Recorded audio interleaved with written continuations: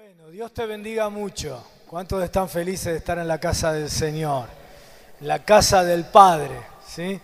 Y bien decía nuestro pastor recién que estamos orando y enseñando y en el mundo espiritual guerreando para que tu familia, tus seres queridos, tus amigos, tus compañeros de trabajo que alguna vez conocieron del Señor y hoy están lejos, que no se congregan, ¿sí?, vuelvan a la casa del Padre, ¿sí? Y Dios está haciendo algo tremendo, ¿no? Les compartía recién a los pastores que del 1 de enero que soltamos esta palabra, en todos los cultos el Señor está trayendo decenas y decenas de personas de la casa del Padre que estaban sin congregarse y que han retornado, que han vuelto a la casa del Señor. Y les contaba que tuvimos una actividad el viernes de Semana Santa, ¿sí? Y ese día, ¿sí?, hicimos una actividad al aire libre y ese día vinieron más de 1000 hermanos que estaban alejados en un solo día, ¿sí? Y eso, ¿sabes por qué? No por la actividad, no por lo que hicimos, sino porque cada hermano y hermana de la iglesia empezó a sentir la carga que Dios siente. Un día Dios me dice: quiero que sientas la carga que yo tengo, el dolor que yo tengo como padre al ver a mis hijas y a mis hijos lejos de mi casa.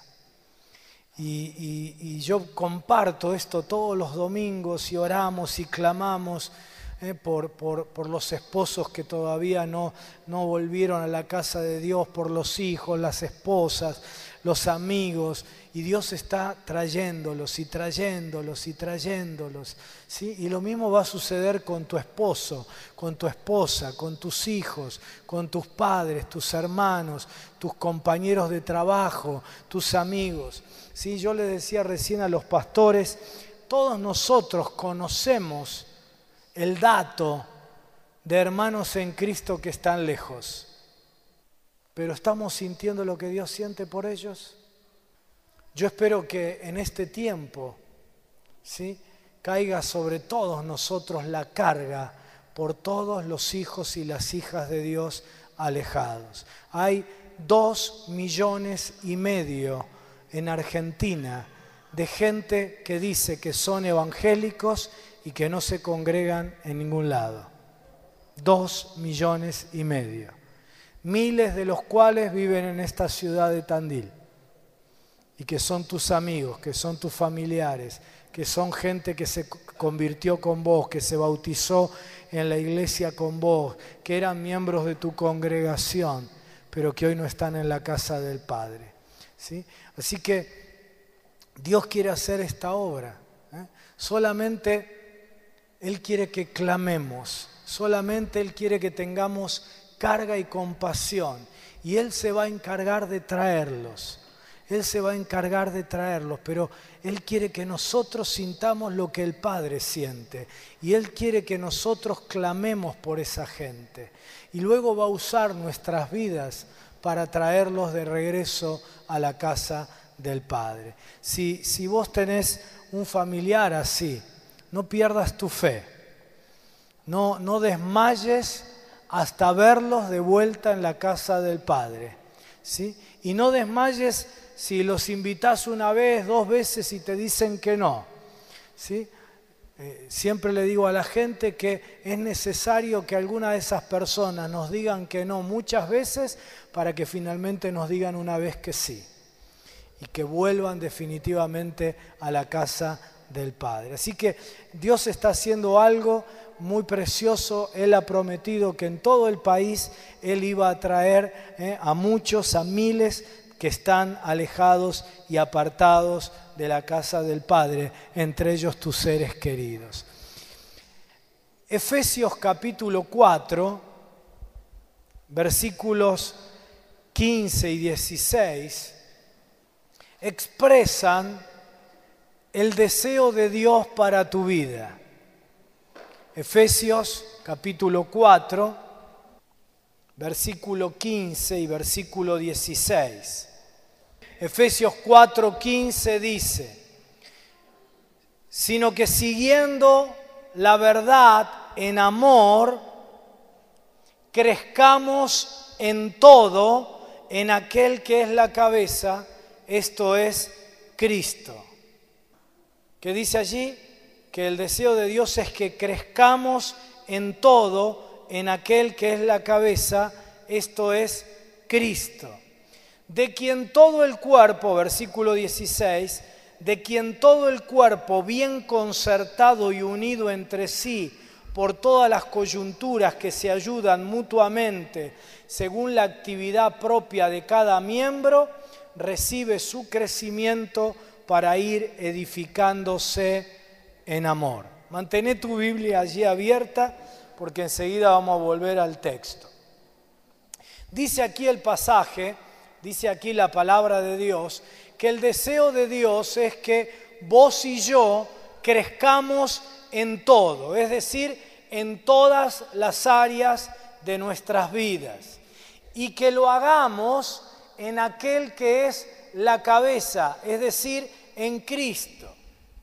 O sea que para poder crecer en todas las áreas de tu vida, tenemos que hacerlo permitiendo que Jesucristo sea nuestra cabeza, el Señor en todas las áreas de nuestras vidas. Dentro de unos días voy a estar ministrando en Roma y la versión italiana de este pasaje dice, allí donde dice cabeza, dice il capo. ¿Es Jesucristo el capo en todas las áreas de tu vida?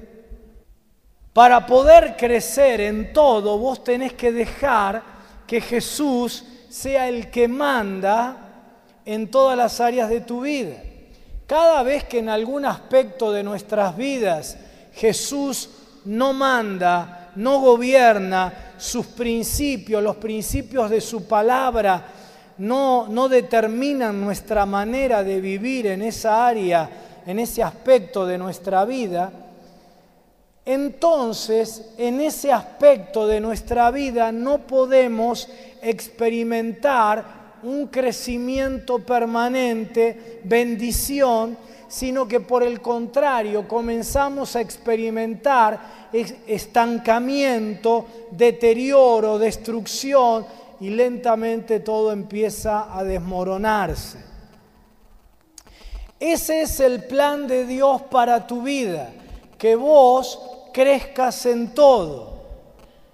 Pero quiero que entiendas en esta noche que eso es una partecita de todo el plan de Dios. Es una partecita pequeña del gran plan de Dios para nuestra vida, del plan eterno y cósmico de Dios. Estamos muy agradecidos, yo soy uno de los más agradecidos a Dios por los misioneros norteamericanos que a lo largo de décadas, ¿sí?, especialmente en los 2 siglos anteriores, trajeron el Evangelio a América Latina principalmente, ¿verdad? Y aunque mi congregación viene de otra corriente, de una corriente misionera de Europa, la gran corriente misionera en toda América Latina vino de los Estados Unidos. Y si no fuera por el ministerio de nuestros hermanos, nosotros no hubiéramos probablemente conocido el Evangelio y no se hubieran plantado tantas iglesias en todo el continente. Así que solo tengo palabras de gratitud por el esfuerzo misionero norteamericano.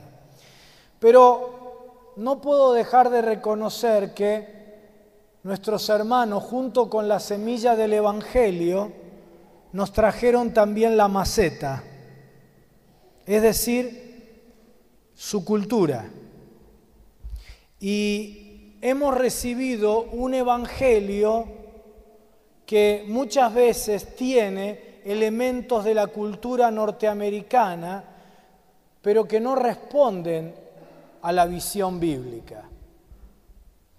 Esto es inevitable. Cuando salen los misioneros de Argentina a otras partes del mundo, ¿sí?, naturalmente lo que hacen, si no tienen un proceso muy consciente de lo cultural, junto con el Evangelio predican elementos de la cultura argentina. Así que esto es natural, es normal. Pero buena parte de la cultura individualista, típica de la cultura anglosajona, ha penetrado a nuestras iglesias. Y hemos recibido un evangelio personalista, individualista. Venimos a la iglesia a tener una relación vertical con Dios, Dios y yo, individual. Pero ese no es el evangelio de la Biblia. El plan eterno de Dios no se limita a que vos seas salvo, salva, y que luego crezcas en todo. Esa es una partecita pequeña del plan eterno y cósmico de Dios. Efesios dice que el plan eterno de Dios es la formación de una gran familia de hijos y de hijas de Dios, todos semejantes al Hijo, a Jesús.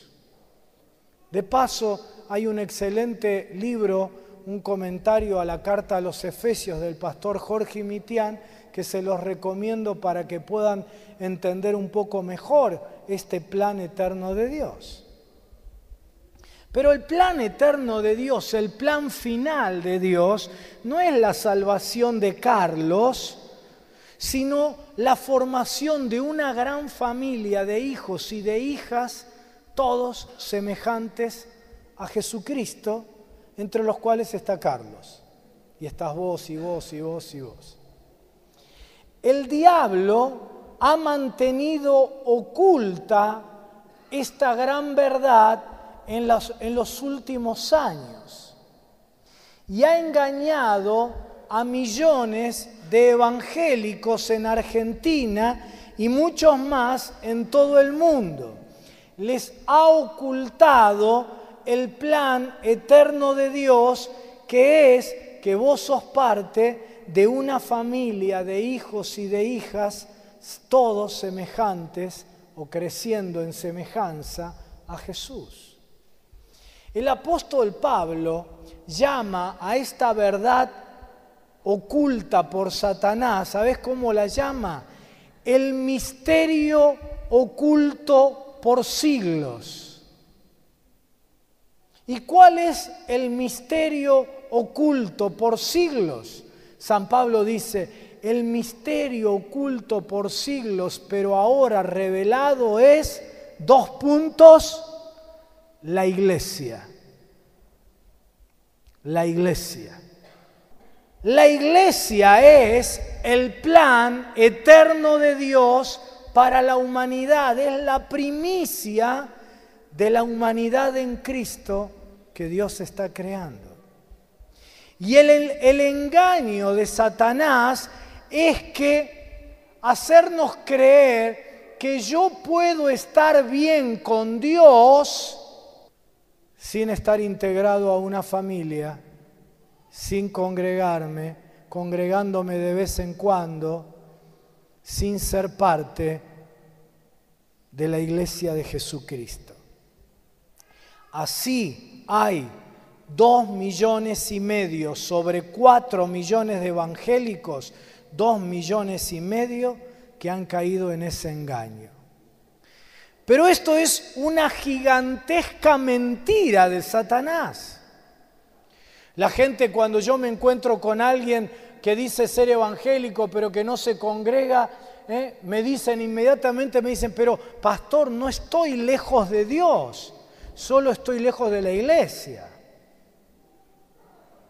Y creen que pueden estar bien con Dios y crecer en todo sin estar congregándose. Pero como digo, esto es una gigantesca mentira.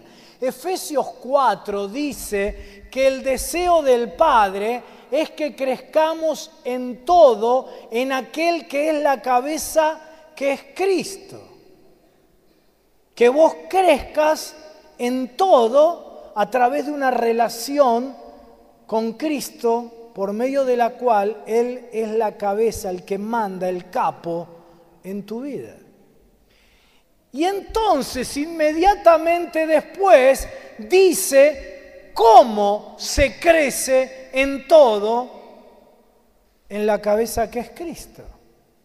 Y dice, como dice allí en tu Biblia, de quien todo el cuerpo, bien concertado y unido entre sí por todas las coyunturas que se ayudan mutuamente según la actividad propia de cada miembro, recibe su crecimiento para ir edificándose en amor.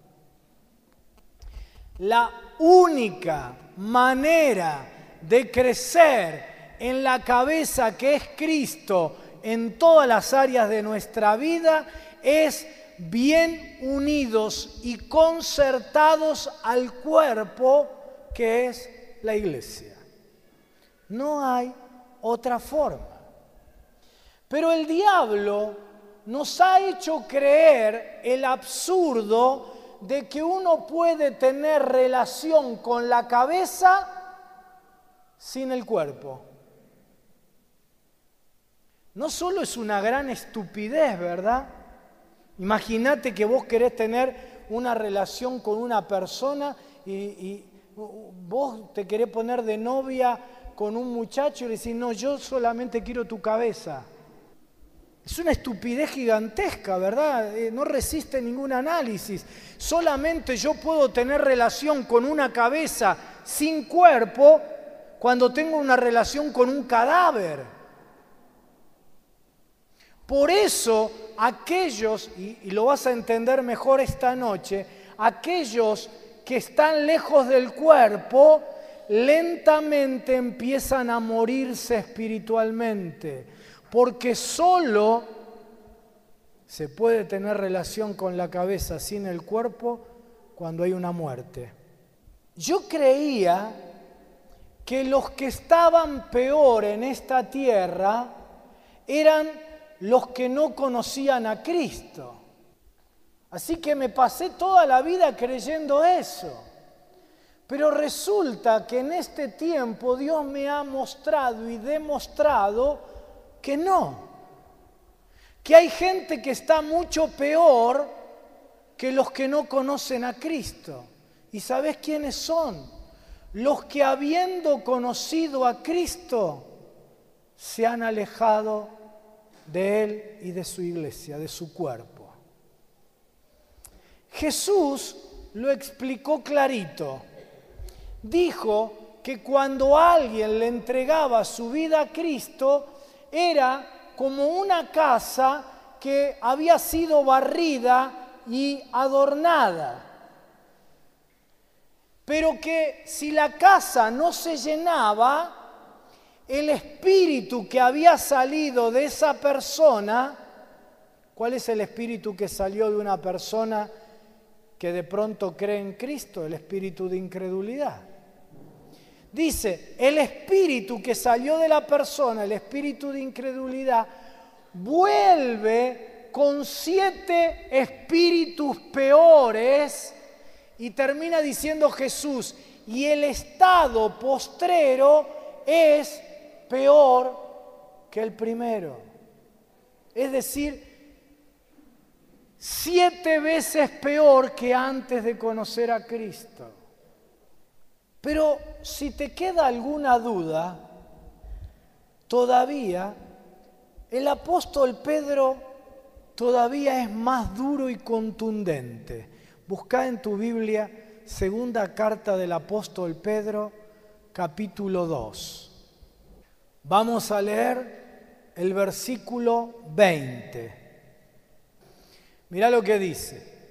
Ciertamente, es decir, sin lugar a discusión, ciertamente, si habiéndose ellos escapado de las contaminaciones del mundo por el conocimiento del Señor y Salvador Jesucristo, enredándose otra vez en ellas, son vencidos, su postrer estado viene a ser peor que el primero. Así un stop ahí. ¿Qué dice? Dice que si alguien, por haber conocido a Jesús como Señor y Salvador, fue libre, fue libertado de todo lo que antes lo ataba en el mundo, y luego vuelve a lo mismo de antes y es vencido, dice que finalmente el estado de esa persona que conoció a Jesucristo, fuerte, dice como Señor, no solamente que como Señor y Salvador, el postrer estado es peor que antes de conocerlo como Señor y Salvador. Pero querés todavía más fuerte. El versículo que sigue, versículo 21. Ya, esto es terrible. Dice, porque mejor les hubiera sido no haber conocido el camino de la justicia que después de haberlo conocido, volverse atrás del santo mandamiento que les fue dado. ¿Te diste cuenta? Lo que dice allí la palabra de Dios es, mejor hubiera sido que no conocieran el Evangelio. Mejor hubiera sido que no conocieran a Jesucristo como Señor y Salvador. Es muy fuerte. Están 7 veces peor que los no convertidos.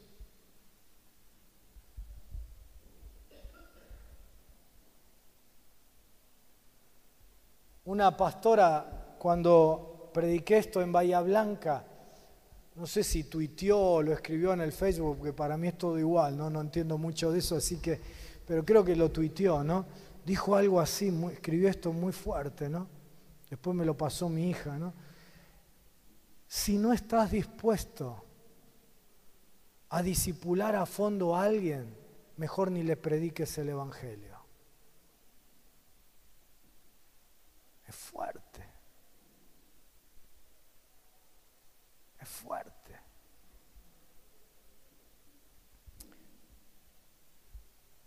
Como te digo, desde el 1 de enero que soltamos esta palabra que Dios me dio, decenas y decenas de personas alejadas que no se congregaban han empezado a regresar. Y todas me cuentan lo mismo, todas, 100%.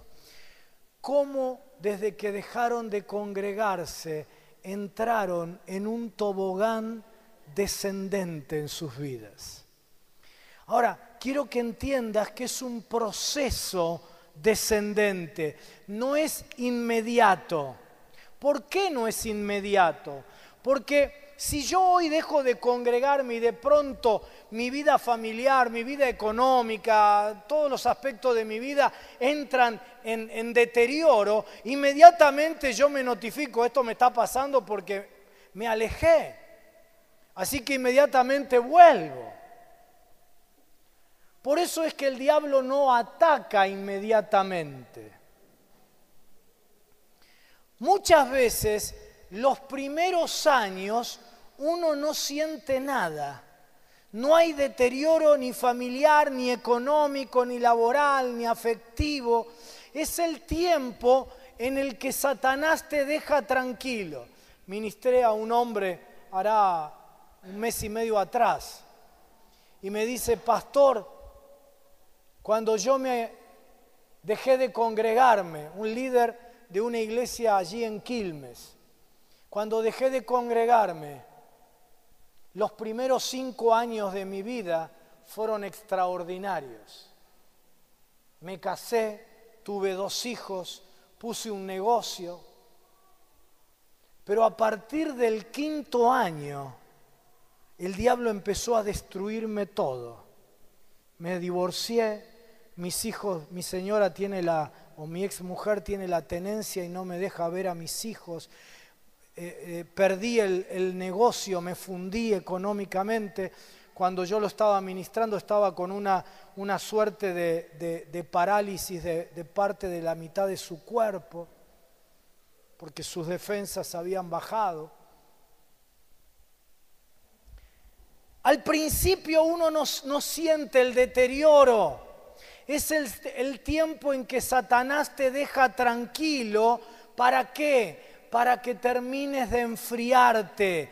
Y cuando entonces tus defensas espirituales se han venido abajo, ¿por qué? ¿Por qué se vienen abajo tus defensas? Porque no recibís palabra todos los domingos, porque nadie ora por vos, porque no te podés apoyar en una hermana, en un hermano, porque todas las influencias que recibís provienen de gente con otra visión de la vida. Cuando tus defensas se cayeron y te enfriaste, ahí viene el diablo y empieza el proceso de destrucción. Es como... ¿Cuántos de ustedes les gusta pescar? A ver. Entonces, acá hay buenos pescadores. Ya. Cuando yo voy a pescar truchas al sur del país, cuando me lleva a Golucio, ¿no? Yo no sé pescar mucho, ¿no? Él me arma la caña, me pone todo y me dice, ahora tirá y haz esto, ¿no? Bueno, pero ¿qué pasa? Cuando una trucha pica, hay que soltarle tanza. Y entonces la trucha corre en la dirección contraria, hace zzz, sentís ahí el reel que hace zzz, se lleva la tanza, ¿no? Y entonces cuando ya está un poco cansada, el buen pescador, ¿sabe lo que hace? Pega lo que se llama el cañazo, ¡tra! Y le clava el anzuelo acá, y ya no se lo puede sacar más. El diablo te tira tanza. Te deja. Y cuando te enfriaste, ¡tra! Te mete el cañazo y ya no te lo podés sacar más y empieza el proceso de destrucción. Esto me parece que saben más que pescar ustedes. Sobre todo si son pastores, me parece que acá son expertos en esto, ¿no? Allá... En la iglesia allá del pastor tienen más parrillas que instrumentos musicales, que púlpito, que todo, ¿no? Yo quiero ser pastor de esa iglesia, ¿no?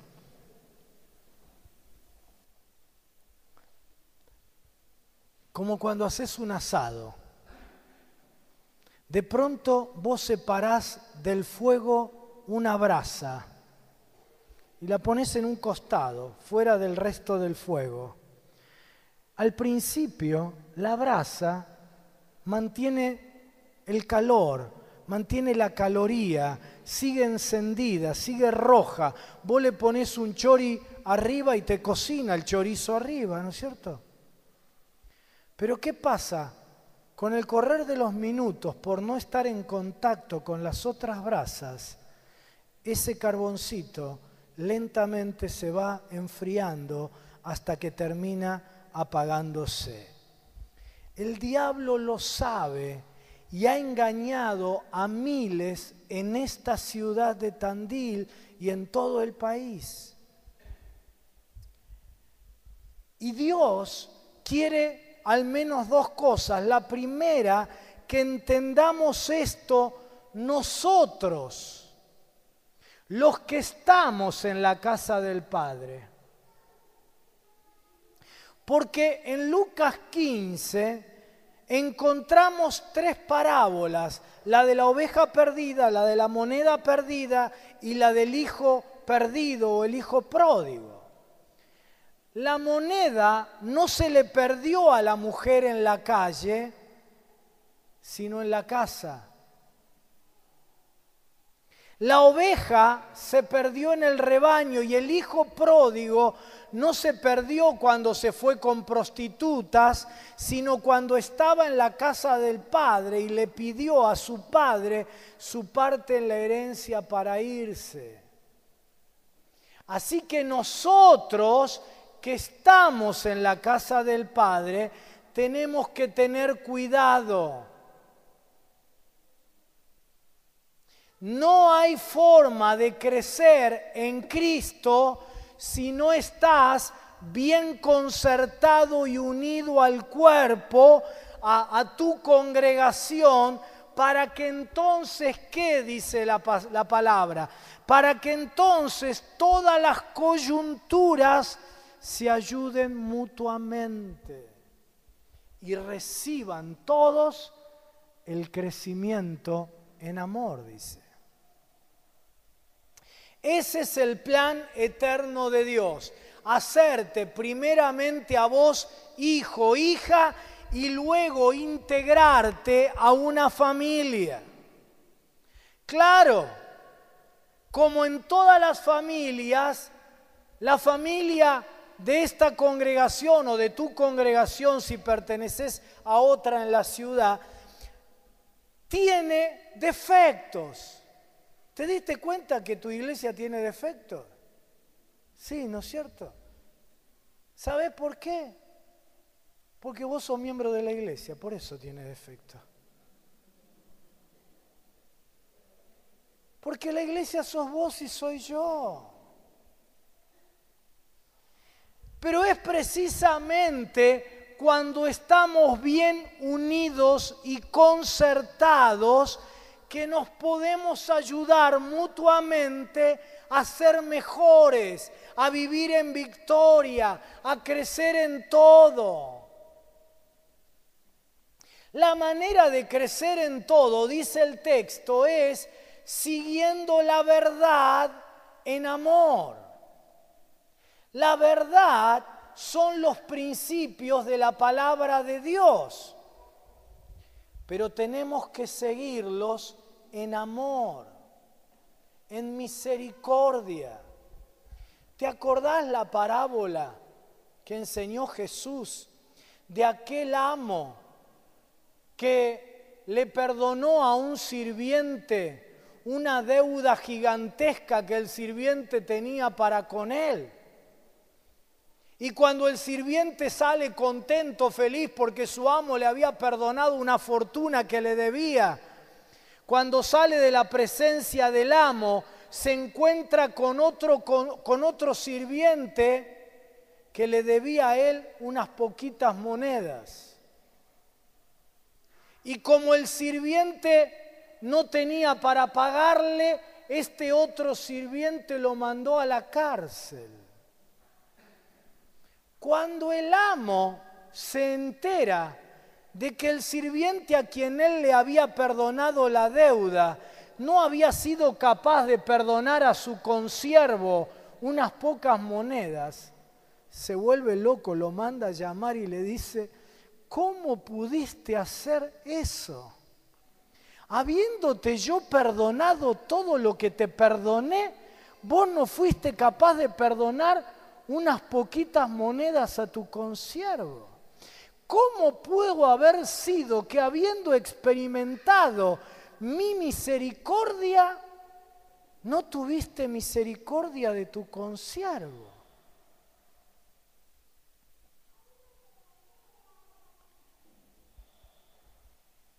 Y dice, termina Jesús la parábola diciendo que por haber juzgado y castigado a su consiervo, el amo también le quitó el perdón a este sirviente ingrato y mandó llamar al verdugo para que lo castigara. Nosotros somos los que fuimos perdonados en tanto. De tanto por el Señor. ¿Cómo no vamos a tener misericordia con nuestros hermanos en la iglesia. Si a mí Dios me perdonó tanto, ¿cómo yo te voy a mirar a vos con juicio? ¿Cómo voy a estar viéndote siempre el defecto? ¿Cómo voy a estar juzgándote? ¿Cómo voy a estar hablando mal de vos? Yo que experimenté la misericordia de Dios.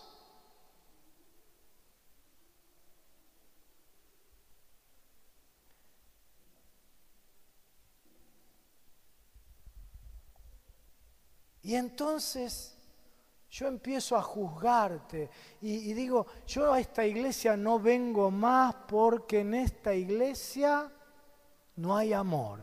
No vengo más porque el pastor hizo, y el otro pastor y la pastora, y porque el líder aquel y aquel me pasó por al lado y aquel me trató mal.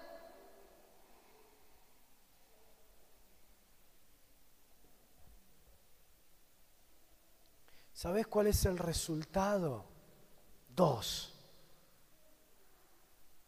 Yo soy mandado a los verdugos. Por eso hay 2,5 millones que están en un proceso donde si no los rescatamos pronto van a estar 7 veces peor que antes de conocer a Cristo. Hay 2,5 millones a quienes según la palabra de Dios, no según lo que yo digo, según lo que vos leíste recién en la palabra, mejor les hubiera sido no conocer el Evangelio, porque han sido enviados al verdugo.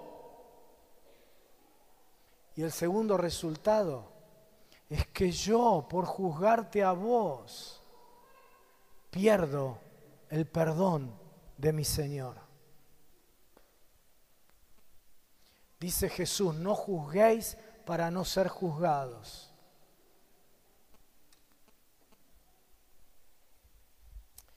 El muchacho de la parábola del hijo pródigo, el hijo menor, ¿no? En un momento le cayó la ficha. Dice, volvió en sí, recapacitó, recapituló y dijo, ¿qué estoy haciendo aquí muriéndome de hambre cuando en la casa del Padre hay abundancia de pan? ¿Qué estoy haciendo cuando en la casa del Padre de mi Padre hay abundancia de pan?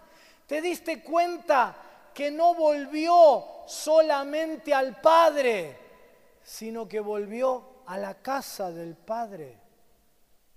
Que es en la casa del Padre donde hay abundancia de pan. Por eso los que estamos en la casa del Padre no podemos coquetear con el diablo, que nos da tanza, ¿no? Nos tira cuerda, ¿no? Para luego pegarte el cañazo y destruirte. Papás, mamás,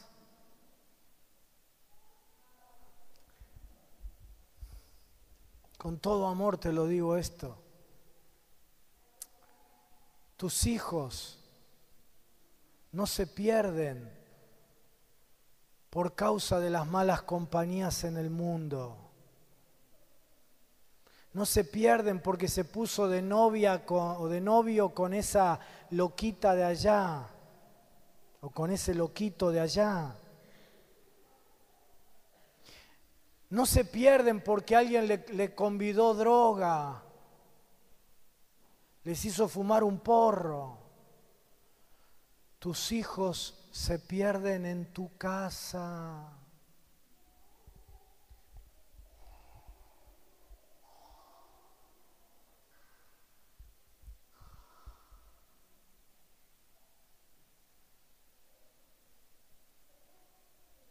Es donde Él te ve a vos, ella te ve a vos, el valor que le das a tu fe, la coherencia entre lo que crees y lo que vivís. la importancia que le das a congregarte, lo que escucha todos los domingos al mediodía en el almuerzo o en la cena, que vos hablás de tus hermanos, de la iglesia, de tus pastores. ¿Sabés cuántos chicos alejados hay? Porque todos los domingos de su vida escuchaban a la mamá y al papá criticar al hermano y a la hermana y hablar mal del líder y del pastor. Y cuando ellos crecen, ¿para qué quiero ir a ese lugar de porquería?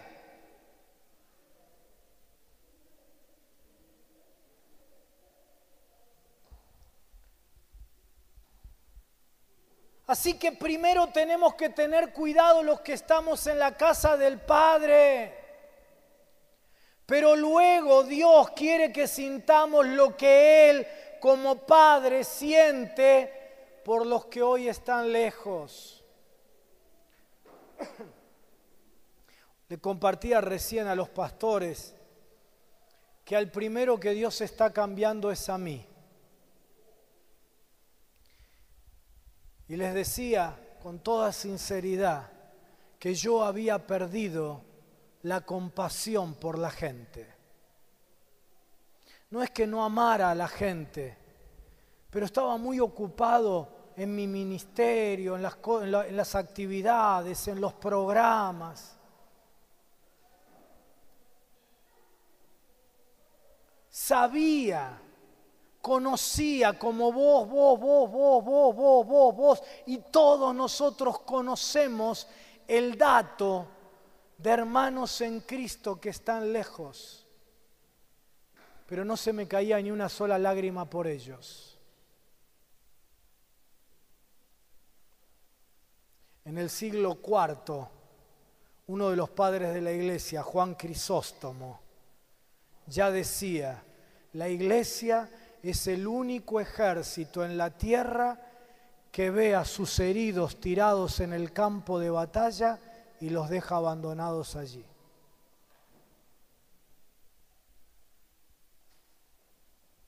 Yo sabía, lo sabía porque gente de mi iglesia se había ido. Lo sabía porque voy al supermercado y me encuentro con uno que dice que es evangélico y no se congrega. Voy a la estación de servicio y el que me carga nafta canta las canciones conmigo, pero no se congrega. Lo sabía,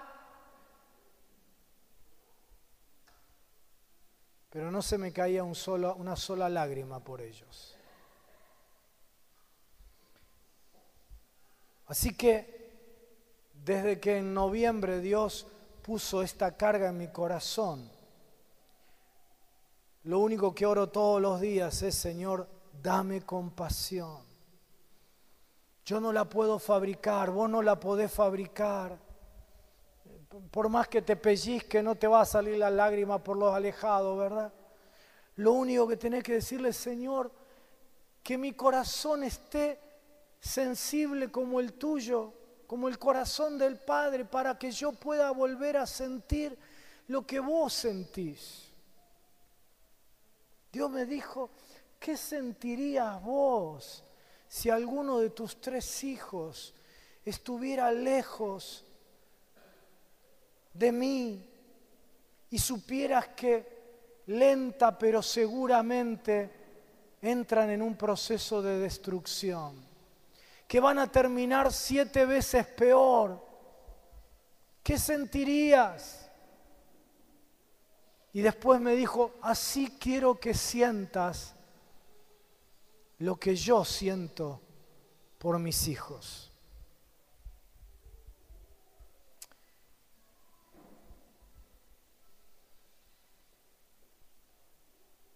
Te animo a que vos recibas esta carga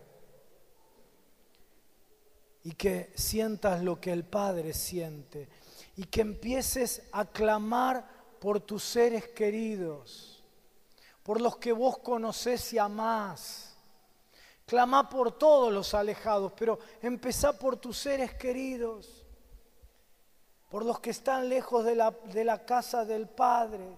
Dios nos ha dado, dice la Biblia, armas espirituales que son poderosas en Dios para la destrucción de fortalezas.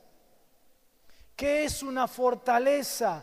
Una fortaleza es una muralla que el diablo construye para encerrar a las personas detrás de un muro de mentiras.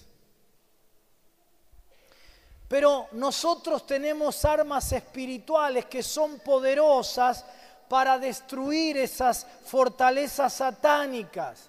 Y San Pablo dice cómo, dice, derribando argumentos y toda altivez que se levanta contra el conocimiento de Cristo. ¿Cómo funciona esto? ¿Cómo opera esto? El diablo transmite un argumento mentiroso. ¿Cuál es?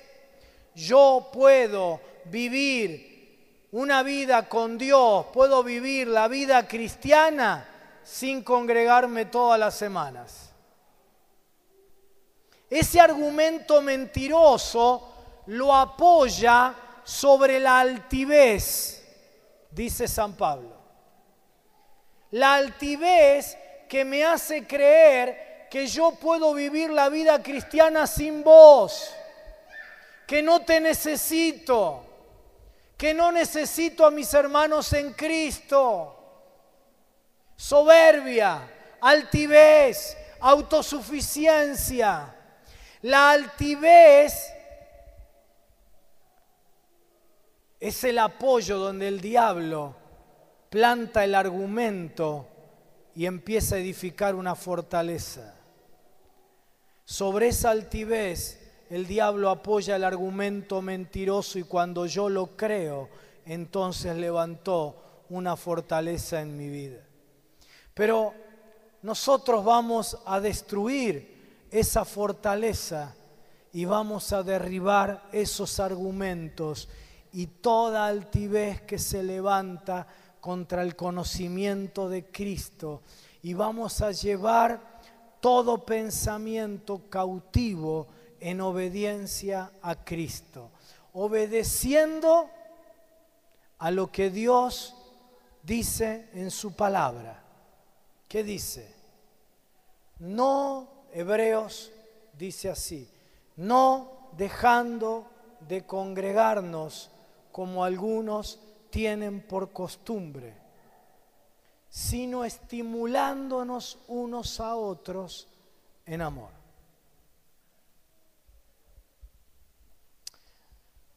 Para que la gente vuelva a la casa del Padre, como va a volver por miles van a volver.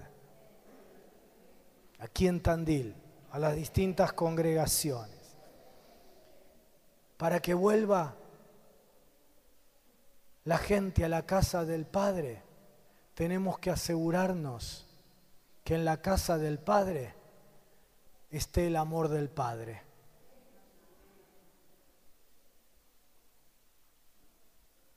Eso quería escuchar de usted, pastor.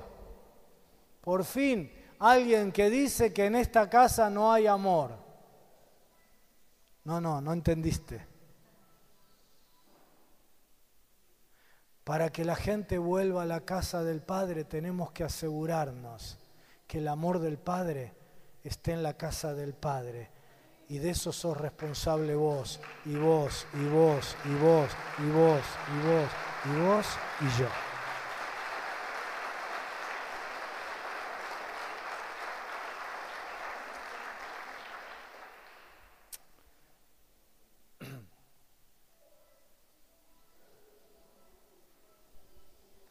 Hay gente que está queriendo volver a la casa del Padre y llama a ver si está todavía el culto. Vaya tranquila, vaya tranquila.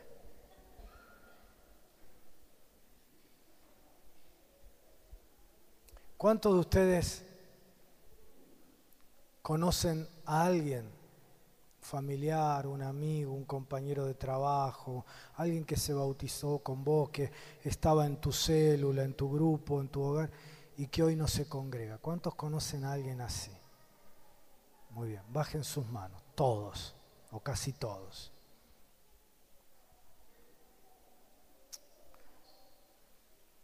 Antes de orar por ellos, quiero que cierres tus ojos y vamos a hacer una oración.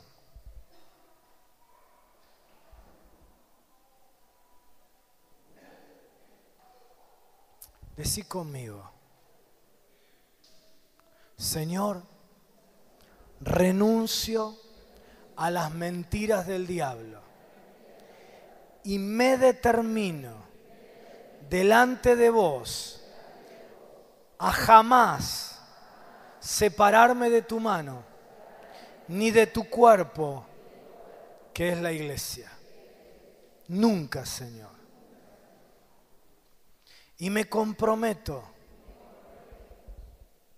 a generar en mi congregación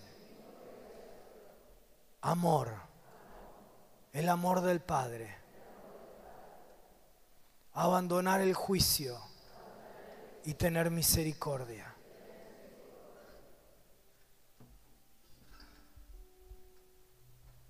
Ahora sí, vamos a orar por otros. Primero, oremos por los miles que están alejados en Tandil.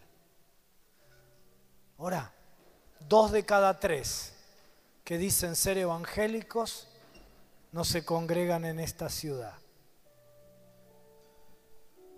Ora por ellos. Que no sea necesario que terminen en el proceso destructivo del diablo, que antes vuelvan en sí.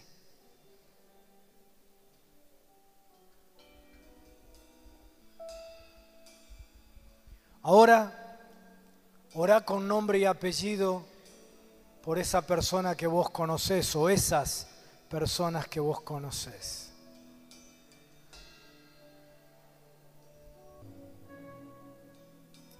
Ahora arrebatale esa vida a Satanás. Decirle: diablo, suelta la vida de mi esposa, suelta la vida de mi hijo, suelta la vida de mi amigo, de mi conocido, de mi compañero de trabajo. Decilo, decilo. Suelta la vida de Jorge, de Nicolás, de Mauro, de María.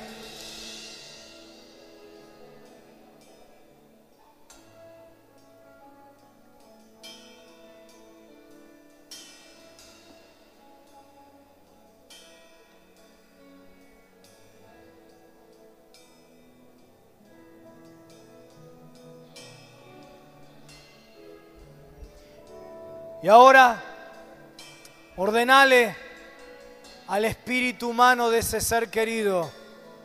Decirle así: Nicolás, en el nombre de Jesús, volvé a Dios, volvé a la casa del Padre.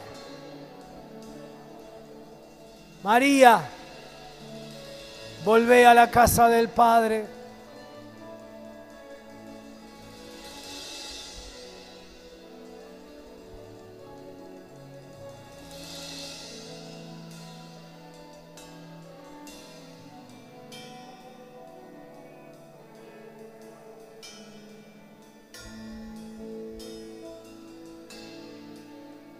Ahora hace una oración más.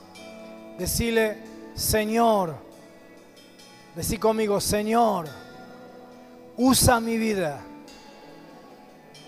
para que muchos vuelvan a la casa del Padre.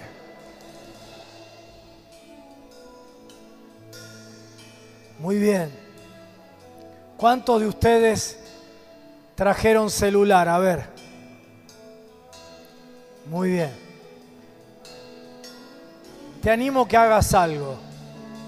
Un mensajecito de texto a esa persona por la que oraste. No le vas a decir: tenés que congregarte, estás 7 veces peor. Todo eso no se lo decís. ¿Sí? Vamos a decirle esto solo. Estaba orando por vos y quería decirte que Dios te ama y que va a bendecir ricamente tu vida. O algo parecido. ¿Sí? Lo que vos se te ocurra. Se me acaba de ocurrir esto ahora, nunca lo he hecho, ni siquiera en mi congregación lo he hecho, pero siento de que puede ser una pequeña puerta para un primer contacto que restaure una relación, que acerque al otro. Animate y escribile.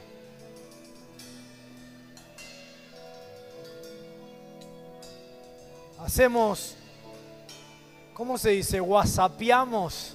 ¿Se dice así? Whatsappeamos, mensajeamos de tantas cosas que no tienen tanta trascendencia, ¿no? Mandemos usted mensajecito, sencillo, pero en el poder del Espíritu confiamos que Dios lo puede usar.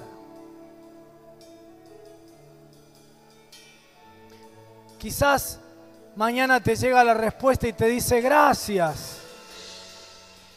Y vos le puedas volver a contestar, cuando quieras nos tomamos un cafecito y charlamos. O oro por vos, o lo que Dios ponga en tu corazón. ¿Sabes?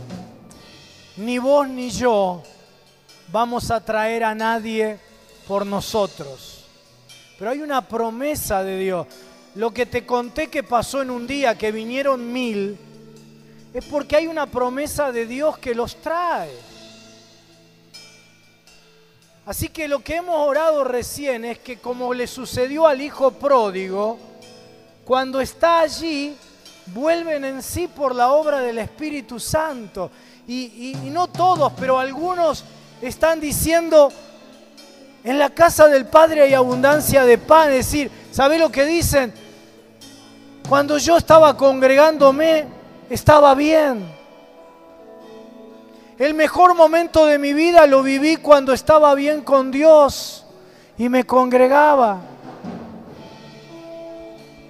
Le contaba a los pastores, un pastor que ministra en las cárceles, dice que cuando hace el llamado evangelístico, un montón de presos que se entregan al Señor, llorando, dicen, yo iba a una iglesia evangélica y me arrepiento de haberme alejado.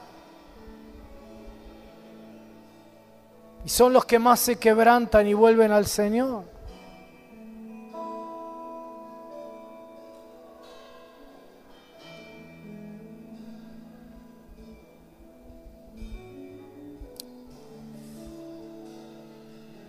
¿Lo mandaste ya? Yo ni me animo a hacerlo porque voy a tardar 1000 horas, pero te prometo que después lo voy a hacer. Quiero hacer una última cosa,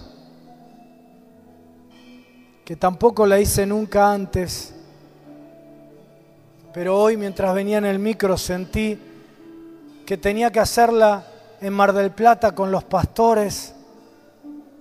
En Argentina oramos por vos y que tenía que hacerlo esta noche también. Mi esposa Silvana y yo tenemos 3 hijos. Nuestro hijo mayor, Gabriel, tiene 27 años. Gabriel terminó su universidad, es licenciado en política, en ciencia política. Ahora terminó una maestría, un máster en políticas públicas. Está casado con Tuti, su esposa. Los dos pastorean el grupo de jóvenes de nuestra iglesia. Silvana y yo estamos tan orgullosos de ellos dos, de nuestro hijo y de su esposa.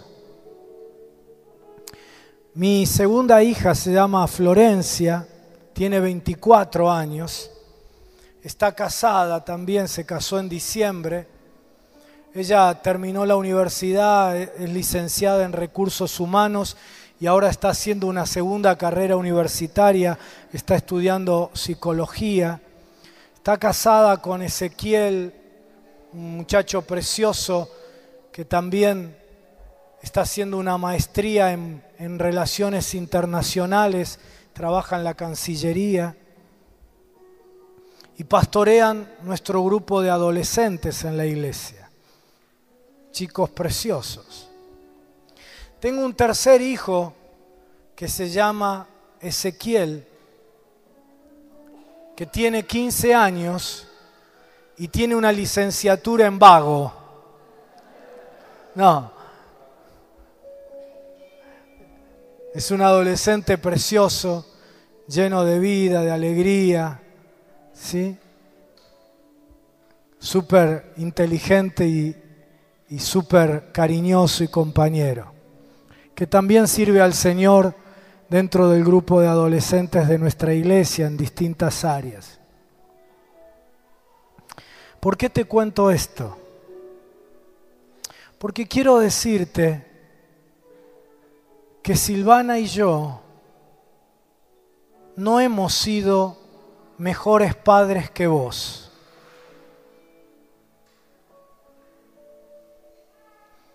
Hemos sido bendecidos por Dios de una manera especial con nuestros hijos, pero no hemos sido mejores padres que vos, que tal vez tenés un hijo que no está en este momento en el camino del Señor, o que está enfriado, o que no sirve a Dios, o que tal vez tenés un hijo que todavía no encontró su rumbo en la vida, a nivel de vocacional o a nivel laboral o de una carrera. No hemos sido mejores padres que vos. ¿Sabés? Hay principios en la palabra de Dios que nos ayudan a formar a nuestros hijos. Hay lecciones de la palabra de Dios que tenemos que darle a nuestros hijos. Pero aún haciéndolo, no tenemos garantía de que nuestros hijos hagan lo que la palabra de Dios dice. Mejor padre que el padre de la parábola del hijo pródigo no puede haber, porque como te imaginas representa a Dios. Pero su hijo se fue lejos y desperdició todo, su vida, su ética, su moralidad, su economía, su riqueza, todo. Terminó en un chiquero. Y él era el mejor padre. Cuando leemos la parábola a fondo, nos damos cuenta que nosotros somos los hijos pródigos y que el tema de la parábola son los hijos de Dios, ¿no? Que no le salimos a Dios como Dios quería.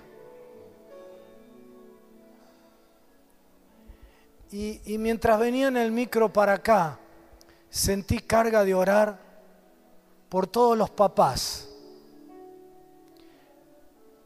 Que tal vez tenés un hijo así, una hija así, o varios.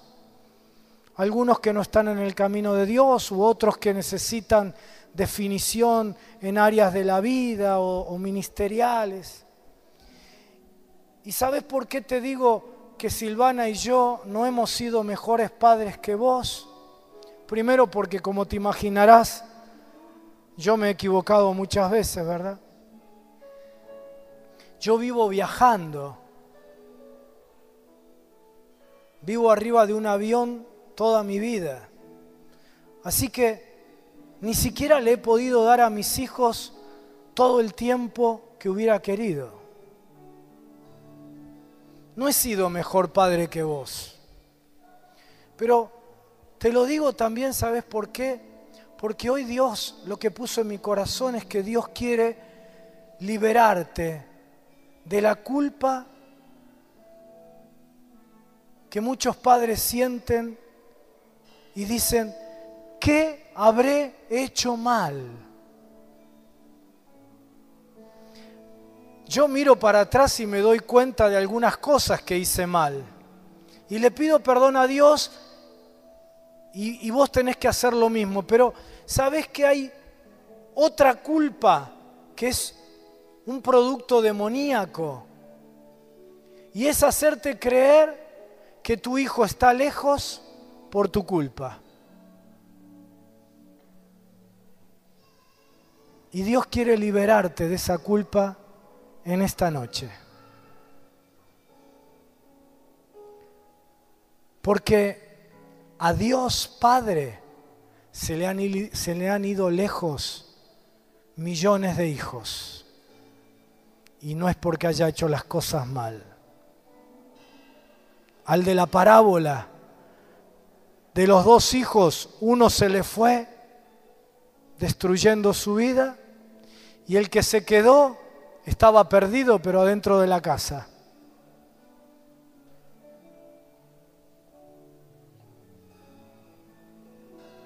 Yo quiero que nos pongamos de pie. Quiero obedecer al impulso del Espíritu y orar por todos los papás.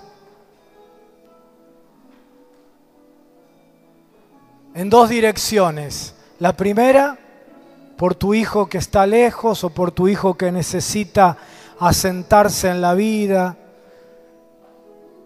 definir algún área en su vida afectiva, laboral, vocacional. Y segunda dirección, orar para que Dios te liberte de toda culpa, porque sabes, pronto vas a ver a tus hijos volviendo a la casa del Señor, volviendo a la casa del Padre, porque Él lo prometió. Pronto los vas a ver firmes en las cosas de Dios, sirviéndole. Pronto los vas a ver asentados en la vida, en sus matrimonios. Pronto. Vamos a cerrar nuestros ojos. Todos los que necesitan esta oración, todos los papás, vengan rapidito aquí adelante. Vengan. Yo quiero orar por ustedes.